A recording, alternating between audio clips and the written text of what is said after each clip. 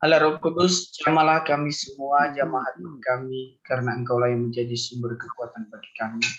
Engkaulah pemeliharaan bagi jiwa kami yang setia menopang kami, Bapa yang baik. Bapa yang baik, di pagi hari ini kami mau mendengarkan sebagian firman-Mu. Biarlah firman-Mu meneguhkan kami, memulihkan kami semua, ya Bapa.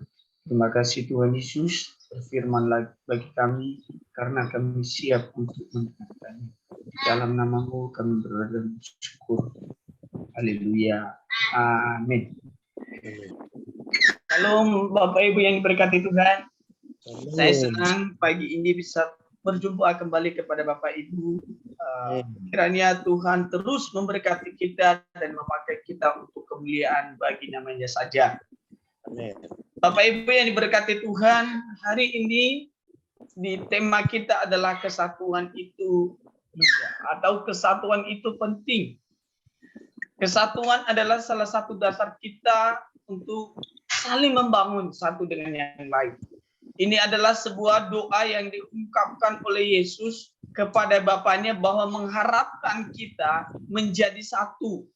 Mengharapkan kita saling membantu, mengharapkan kita itu satu di dalam Tuhan dan kita satu juga di dalam gereja. Maksudnya bukan berarti gereja itu harus satu, maksudnya kita harus menyatu dengan Tuhan sehingga gereja manapun atau yang manapun kita berada, kita tetap satu di dalam Yesus. Tanpa harus saling menjelekan, tanpa harus saling menghina, tanpa harus saling mencari celah.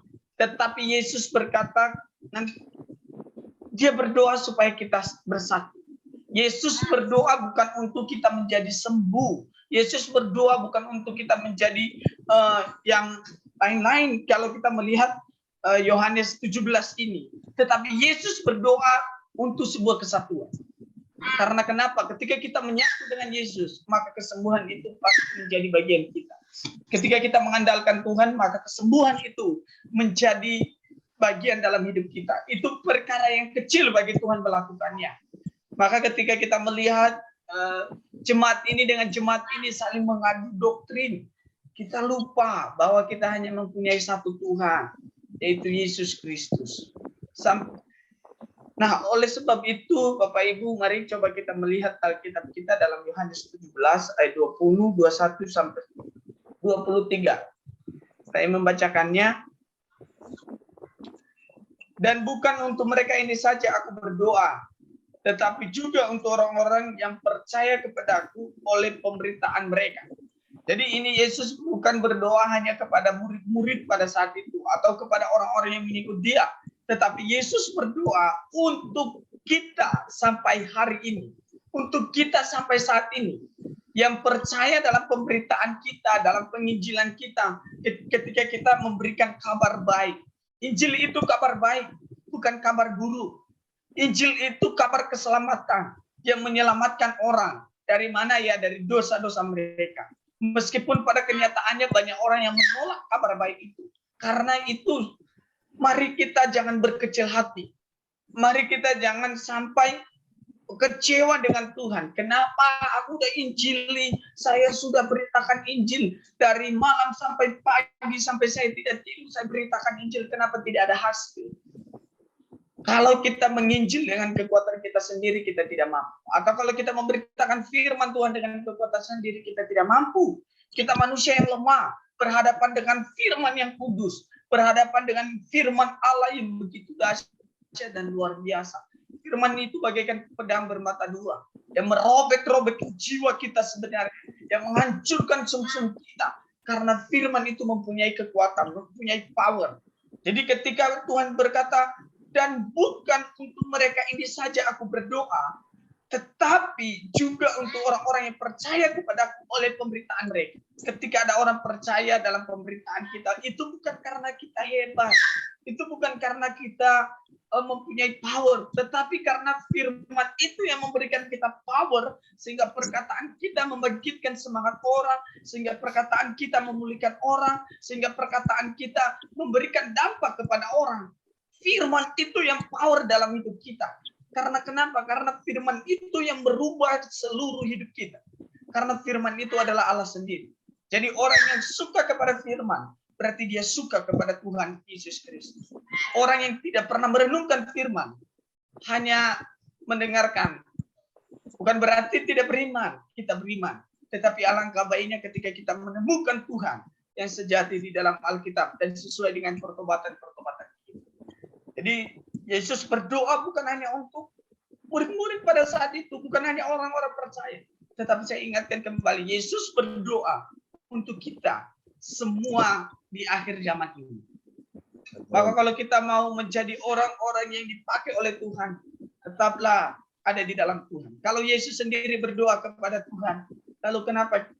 Bukan berarti saya cuma ingatkan, saya melihat kita di dalam ruang hidup ini hamba-hamba Tuhan semua.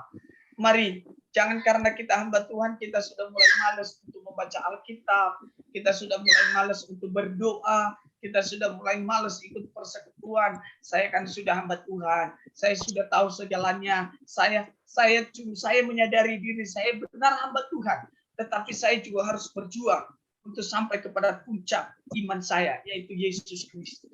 Karena Paulus berkata, aku sendiri belum menganggapnya sudah kudapat, tetapi ini yang kulakukan. Aku mau melupakan apa yang di belakangku. Aku mau mengarahkan pikiranku kepada panggilan Kristus. Yesus berdoa kepada Bapa ketika dia masih ada di bumi ini untuk menguatkan kita, untuk memberikan kita sebuah pemahaman bahwa kesatuan itu sangat susah. Benar ya Bapak Ibu ya? Kesatuan itu sangat susah. Di dalam berjemaat pun, jemaatnya saling tandukan. Di antara domba pasti ada kambing. Nah itu yang kita harus hati-hati. Saya sebagai gembala juga saya harus menyadari bahwa di antara domba pasti ada kambing yang harus kita gembalakan dengan baik, yang harus kita didik dengan baik sesuai dengan firman. Maka kekuatan kita adalah doa. Kita berdoa bagi jemaat kita berdoa buat orang-orang yang dekat dengan kita berdoa buat seluruh famili, saudara, dan hamba-hamba Tuhan. Itulah yang menjadi kekuatan kita. Karena Yesus mengajarkannya kepada kita. Dan ayat ke-21, supaya semua mereka menjadi satu. Ini inti doa Yesus. Kalau kita melihat keseluruhannya, dia berdoa supaya Tuhan tidak ambil kita daripadanya, dan supaya namanya dipermuliakan, dan supaya kita ada di dalam damai sejahtera. Tetapi ayat 21, dia memberikan puncak doanya, dia berkata, supaya mereka semua, di garis bawah ya Bapak Ibu ya, semua orang yang percaya kepada Yesus. Bukan berarti semua, kata semua di sini bukan dipakai kata tunggal, tetapi dipakai kata jamak. Supaya mereka semua menjadi satu. Seperti engkau ya Bapak di dalam aku dan aku di dalam engkau, agar mereka juga di dalam kita. Ini doa yang sangat luar biasa. Makanya Yesus di dalam Yohanes 15 berkata, tinggallah di dalam pokok anggur yang benar. Tinggallah di dalam aku, maka aku di dalam kamu. Ketika kita tinggal di dalam Yesus, maka kita bisa menghasilkan hal-hal yang dahsyat dan supernatural. Karena kenapa? Karena Yesus yang ada di dalam diri kita. Bukan ego kita lagi, bukan kesombongan kita lagi, bukan keangkuhan kita lagi. Supaya saya dilihat hebat, supaya saya dilihat lebih berwibawa, supaya saya dilihat lebih ini, saya harus melakukan ini, saya harus melakukan itu. Kalau kita ada di dalam Yesus, ada di dalam Tuhan, satu dengan Yesus, satu dengan Bapa, maka kita juga bisa bersatu dengan dunia ini harus. Karena ketika kita ada di dalam Yesus, maka cinta Yesus itu mengalir dalam hidup kita. Ketika cinta Yesus itu mengalir dalam hidup kita, maka kita bisa implementasikan kepada yang lain. Orang yang belum menemukan kasih Yesus sangat sulit untuk mengasihi dan mengampuni. Tetapi orang yang sudah menemukan kasih Yesus dan sudah menerima pengampunan, dia akan dengan lega untuk mengampuni orang lain. Sebab dia hanya orang yang sadar akan dosa-dosanya, yang mampu menerima kelemahan orang lain. Yesus berkata, supaya mereka semua, saya ingatkan kepada kita, berarti dari golongan manapun, dari gereja manapun, dari sinode manapun, semua yang percaya loh ya, tapi garis bawah yang percaya kepada Yesus, supaya mereka menjadi satu. Amen. Tuhan sudah tahu. Jadi Tuhan sudah tahu bahwa nanti kelak ketika dunia ini atau ketika Yesus kembali ke surga pasti ada perpecahan, dan benar ada perpecahan. Kalau kita melihat Korintus itu kan jemaat yang perpecahannya luar biasa, yang menjadi gambaran kita saat-saat ini. Maka dari itu Bapak Ibu, marilah kita berhenti untuk menghakimi, tetapi marilah kita berdoa agar nyata di dalam Kristus, agar nyata hidup kita ini ada di dalam Kristus, bukan di dalam maut. Temukan kasih yang sejati, maka kita akan bisa memberikan kasih. Tapi ketika kita tidak menemukannya, maka kita berjuang sendiri. Kita capek, Bapak Ibu. Capek kita berjuang sendiri. Tetapi kalau kita, Tuhan yang memimpin kita, maka kita mampu untuk melakukannya. Makanya ada lagu itu yang bagus banget. Tiap langkahku diatur oleh Tuhan, dan tangan kasih-Nya ngapain Bapak Ibu? Menghibur kita.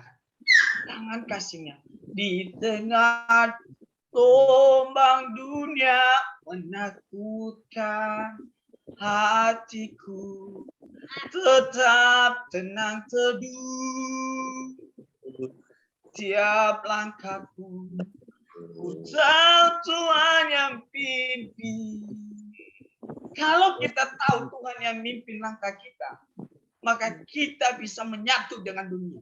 Kita bisa menyatu dengan tetangga. Kita bisa menyatu dengan anak-anak Tuhan yang bandel sekalipun. Karena kenapa? Karena ketika kita merangkul mereka dengan kasih, maka mereka mengalami kasih.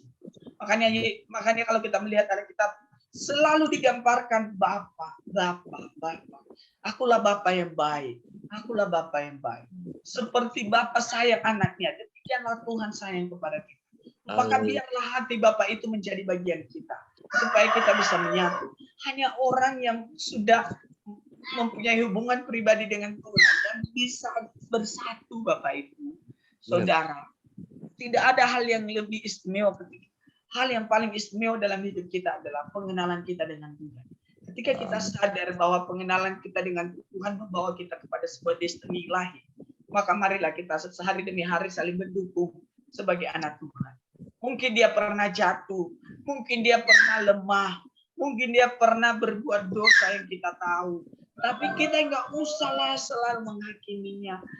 Tugas kita, berikan dia jalan keluar. Berikan dia, oh kamu udah jatuh, mari kita berdoa bersama-sama.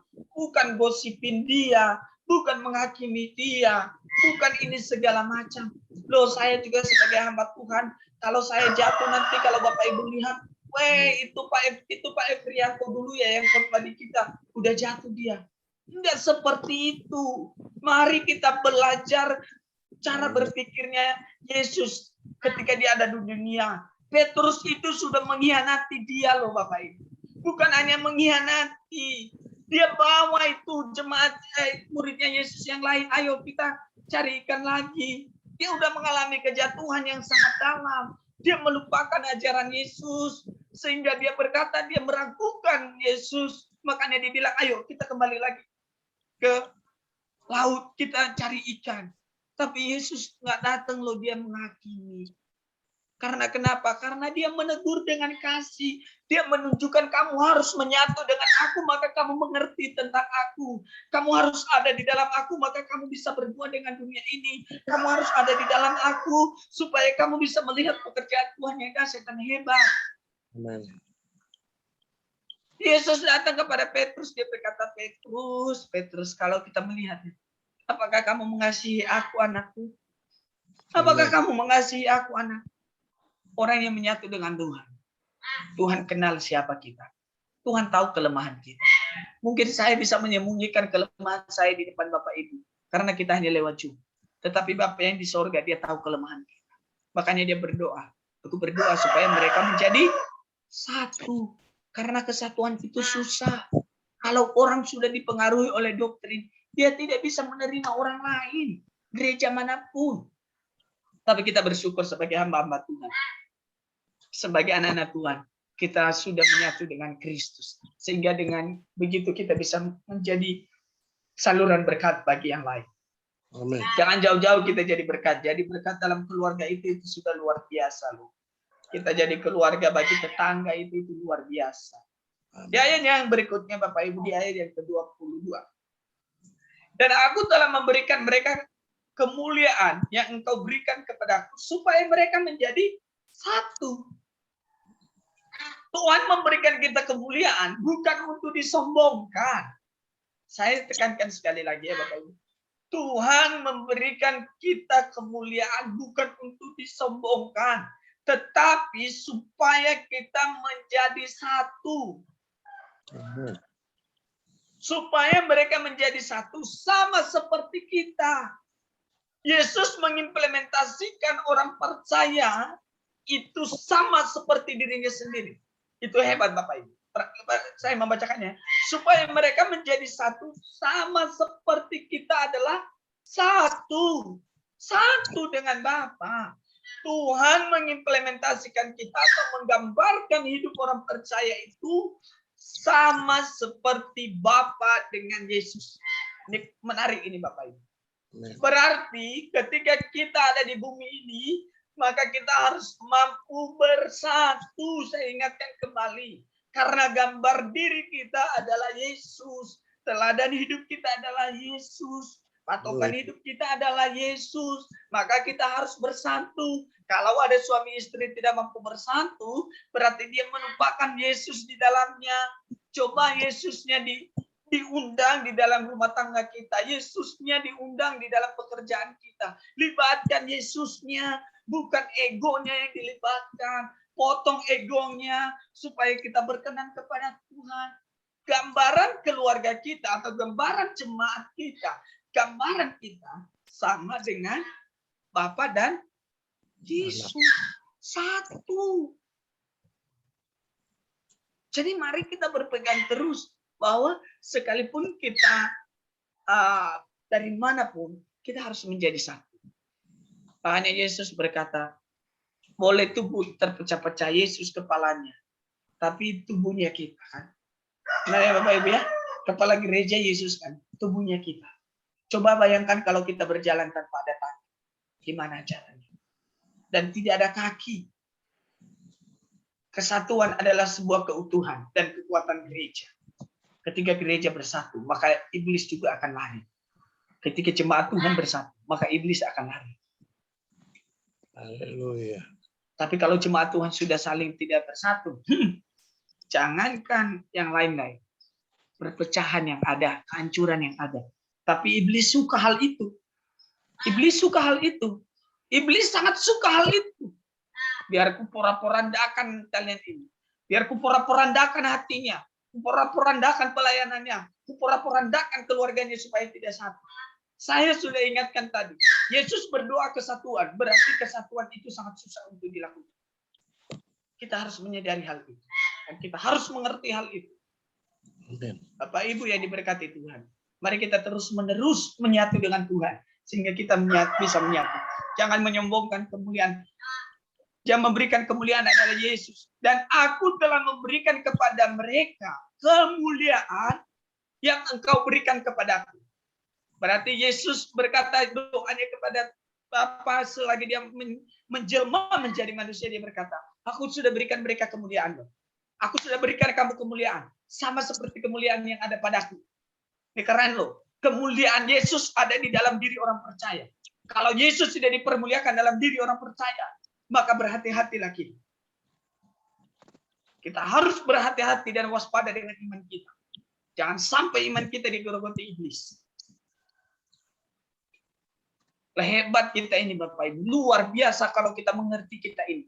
Di dalam doanya Yesus dia berkata itu. Aku sudah memberikan kepada Yanto kemuliaanku. Aku sudah memberikan kepada orang-orang yang ada di dalam Zoom ini kemuliaanku. Tapi kok mereka tidak mengimplementasi gitu loh. Kok mereka tidak sama seperti yang aku harapkan. Jadi garamnya keasinan. Coba kalau masakan itu di rumah ya. Dibuat garam daging sekilo, dibuat garam 1/4 kilo. Gimana coba kira-kira? Keasinan. Jadi ada standar-standarnya. Jadi marilah kita berjuang hari demi hari. Saya juga berjuang Bapak Ibu. Karakter kita harus dipupuk oleh Tuhan. Mulut kita yang suka ngomong jorok ini loh Bapak Ibu. Mungkin juga saya sering ngomong jorok. Sorry ini. Telinga kita yang kotor ini loh. Kita dengarkan ini langsung. Kita ini dan segala macam. Makanya Paulus bilang, Yakobus bilang, ambil kaca, kita berkaca. Kita lihatlah kita di dalam kaca. Siapa kita sebenarnya? Mari kita terus menerus. Tuhan sudah memberikan kita kemuliaan. Amin.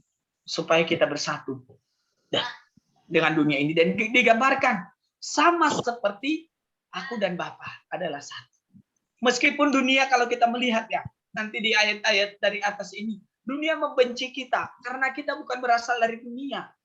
Orang juga, meskipun kita lahir di dunia, tetapi kita berasal daripada Tuhan karena kita sudah dilahirkan kembali di dalam roh kita. Di dalam hidup kita ini sudah dilahirkan kembali oleh darah Yesus. Harusnya saya yang mati, tetapi Yesus mau mati bagi saya. Yang harusnya saya tidak layak menerima itu, tetapi Yesus melayakkan saya karena Dia mencintai kita semua. Ini yang ayat yang terakhir Bapak. Mohon maaf pagi ini kalau agak sedikit saya lama berkhotbah atau membawa renungan. Biasanya 15 menit atau berapa menit. Tapi saya sangat terberkati dengan ayat ini ketika saya merenungkan beberapa minggu yang lalu. Saya merenungkan, saya sangat terberkati. Rupanya harus saya sadari bahwa di dalam diri saya sudah ada kemuliaan. Jadi saya tidak perlu lagi berjuang untuk mencari nama. Mati kita kalau itu terus mencari nama di depan orang. Kalau Tuhan yang promosikan, tidak ada satupun yang dapat menurunkannya. Kalau Tuhan yang mengangkat, waktunya Tuhan. Siapapun bisa diangkat oleh Tuhan. Siapapun bisa dipakai oleh Tuhan. Ayat 23. Aku di dalam mereka. Garis bawah ya Bapak Ibu. Selain kemuliaan yang Tuhan berikan kepada kita. Dia bilang lagi. Yesus katakan begini. Aku di dalam mereka. Dan engkau di dalam aku. Supaya mereka menjadi sempurna. Kalau Yesus ada di dalam kita, maka kita menjadi sempurna.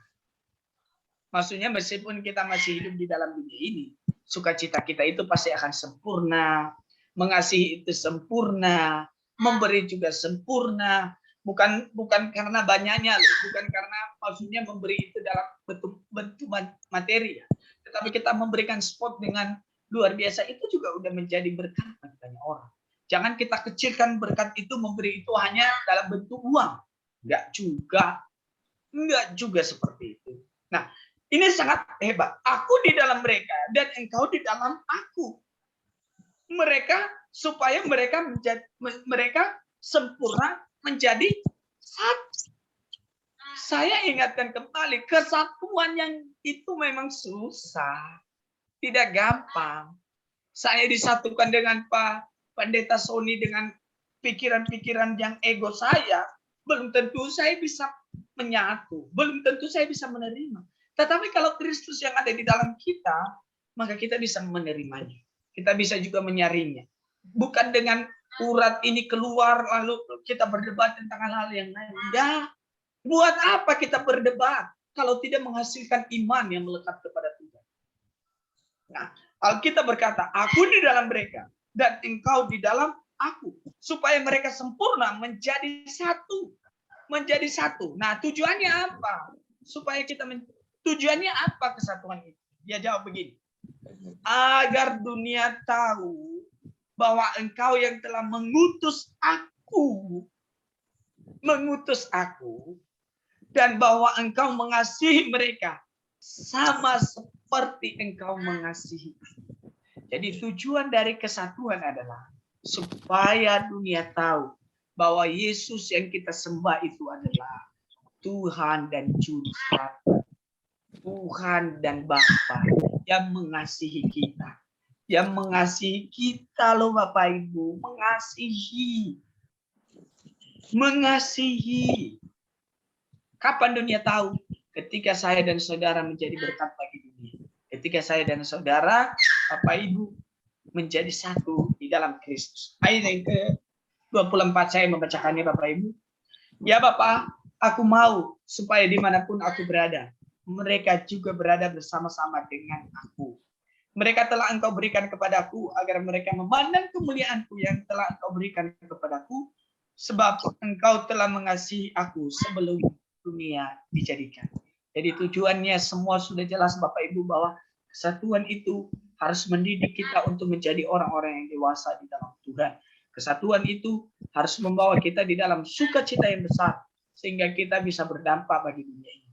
Sehingga kita bisa membawa apinya Tuhan, api revivalnya Tuhan. Supaya kita bisa membawa perubahan di dalam dunia ini, maka kita harus menyatu dengan Tuhan Yesus Kristus. Menyatu dengan Tuhan bukan hal yang gampang. Menyatu dengan Tuhan bukan hal yang mudah.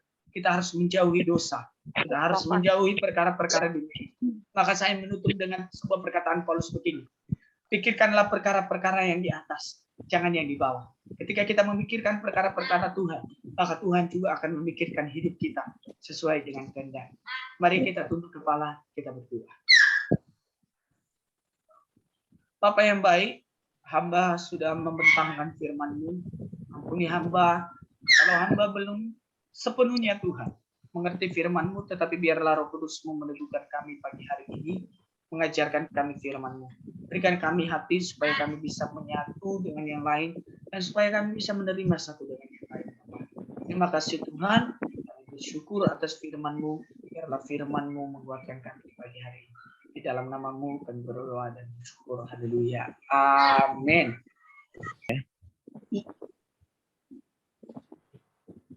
Oke, Bapak Ibu, mari kita tunduk kepala, kita masuk dalam doa, kita berdoa. Segala puji dan syukur ya Allah, kami datang ke hadirat-Mu, sebab kasih dan kemurahan Tuhan pagi ini sungguh besar lewat lawatan firman Tuhan. Engkau menegur dan mengingatkan kami semua untuk menjadi satu. Kami mengucap syukur Tuhan, bahwa kalau kami bersatu saat ini, bukan kuat dan gagah kami, tapi oleh karena Roh-Mu yang kudus Tuhan, bimbing kami sehingga kami menjadi satu. Tuhan, terima kasih untuk firman-Mu pagi hari ini. Layakan kami Tuhan, ingatkan kami supaya kami menjadi satu di dalam Roh Allah. Dan biar kami terus dapat memberitakan semua peristiwa-peristiwa yang kasih setia Allah senantiasa menyertai kami. Tuhan memberkati hamba Tuhan, Ebrianto, ya yang saat ini Tuhan percayakan di dalam pemberitaan firman pagi ini. Kami mohon urapan-Mu Tuhan, Engkau urapi dia terus, sehingga dia bertumbuh dan berkembang dalam pelayanan di dalam kuasa darah Yesus. Tuhan berkati pelayanannya di mana dia ada. Berkati kesehatan, berkati kehidupan, bahkan bersama istri dan anak yang Tuhan karuniakan dalam kehidupannya. Tuhan berkati agar biar dalam keluarga ini Tuhan mau pakai untuk suatu rancangan Tuhan yang lebih besar dalam pelayanan dan kesaksian. Terima kasih Tuhan, kami sehati mohon belas kasihan-Mu Tuhan. Kami mau berdoa untuk mereka yang sakit. Saat ini Tuhan, kami mau mohon Tuhan berkati. Secara khusus kami mohon urapan Tuhan untuk menantu daripada Ibu Lydia Serang. Tuhan tolong Tuhan Yesus, Engkau memberkati kami semua, Engkau juga mengurapi menantu dari Ibu Lydia ini. Dalam segala pergumulan, baik sakit penyakit, kami percaya semua itu di dalam tangan Tuhan. Engkau berkuasa atas setiap sakit penyakit. Tuhan, lawat dan urapi dia, dan berikan kesembuhan dan pemulihan yang berasal dari Tuhan. Di dalam nama Tuhan Yesus Kristus, Engkau sembuhkan Bapa. Kami juga berdoa untuk kami yang ada di sini, ada dalam berbagai pergumulan, persoalan baik pribadi bersama keluarga. Tuhan tolong, baik kami yang ada dalam sakit penyakit kami serahkan dalam tangan-Mu. Ibu Lydia juga dalam kondisi fisik, Tuhan memberkati agar dia boleh diberi kekuatan kesehatan yang baik untuk terus mengambil tanggung jawab pelayanan ini. Tuhan pakai dia di dalam pelayanan, Tuhan juga tahu segala kelemahan dan kekurangan. Tuhan memperlengkapi dan memberkati. Kami juga berdoa untuk mereka yang sakit juga, Ibu Mawarti. Tuhan, lawat dia dan urapi dia, pulihkan dia dalam kesehatan, kami percaya. Baik dalam rumah tangga, Tuhan berkati. Terima kasih Bapa di sorga. Kami semua juga Tuhan yang terlibat di dalam Zoom ini. Kami mengucap syukur Bapa. Kami hadirat-Mu, dengarlah Tuhan, belas kasihan-Mu Tuhan, lawat kami masing-masing, satu persatu, baik pribadi, rumah tangga, pekerjaan, ekonomi, dimanapun kami ada. Pakailah kami biar menjadi saksi bagi kemuliaan nama-Mu. Tuhan berkati kami semua. Kami juga berdoa untuk channel New Life ini Tuhan. Kami berdoa biar lawatan Tuhan memberkatinya agar semakin menjadi berkat di dalam pemberitaan firman-Mu. Tuhan berkati semua yang terlibat, baik semua members, anggota. Tuhan agar kami semakin dipanggil untuk menjadi satu di dalam memberitakan akan kebenaran firman-Mu. Terima kasih Tuhan, berkati kami satu persatu Tuhan. Baik Pak Hari, Bu Lydia, Pak Sony, maupun Pak Tommy, semua yang tidak sempat kami sebut namanya, di mana mereka ada di rumah tangga. Tuhan berkati kami semua. Terima kasih Tuhan, kami ingat akan pemerintah bangsa negara di mana kami ada, Indonesia. Kami berdoa untuk Indonesia, Tuhan berkati, baik pemerintah dari pusat hingga daerah, baik yang tertinggi sampai dengan yang terendah. Tuhan lawat, beri hikmat kemurahan Tuhan, baik para pemimpin kami dalam memimpin bangsa ini, mulai dari presiden, wakil presiden, lembaga-lembaga tinggi negara, TNI, Polri, seluruh rakyat Indonesia, Tuhan memberkatinya. Kami berdoa untuk juga sakit penyakit, bahkan penyebaran wabah Corona yang sampai saat ini bermultiplikasi Tuhan. Tuhan, kami mohon kekuatan dan perlindungan Tuhan untuk Indonesia, agar kami terhindar dari berbagai sakit penyakit yang luar biasa ini. Tuhan berkati ya Tuhan, lindungi kami ya Bapa. Kami juga berdoa untuk ekonomi bangsa Indonesia. Tuhan berkati agar semakin baik ke depan. Kami dapat membangun bangsa yang sejahtera Tuhan. Terima kasih Tuhan, terima kasih. Inilah doa dan ungkapan syukur kami. Kami berdoa di dalam nama Tuhan Yesus Kristus, kami mengucap syukur. Silakan.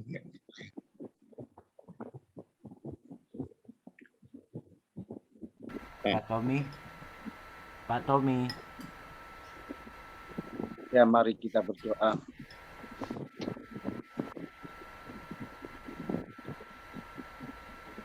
Bapak, secara khusus pagi ini juga kami mau mendoakan bangsa kami untuk menambahkan apa yang sudah disampaikan oleh hamba-Mu Bapak Martin terkait keberadaan bangsa kami Indonesia yang saat ini ya Tuhan, Engkau melihat banyak sekali peristiwa-peristiwa yang membuat hati kami tergetar, membuat jantung kami berdebar Tuhan. Di tengah situasi ekonomi yang belum pulih 100%, ditambah lagi wabah virus ya, yang saat ini juga datang menyerang, ya, belum lagi ditambah bencana. Yes. Ya Tuhan Yesus, haleluya. Haleluya.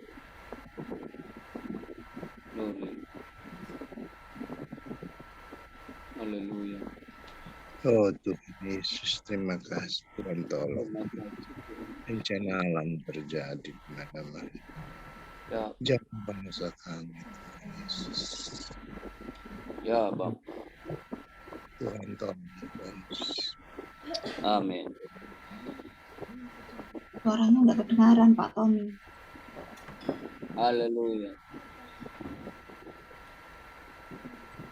Haleluya, Rob.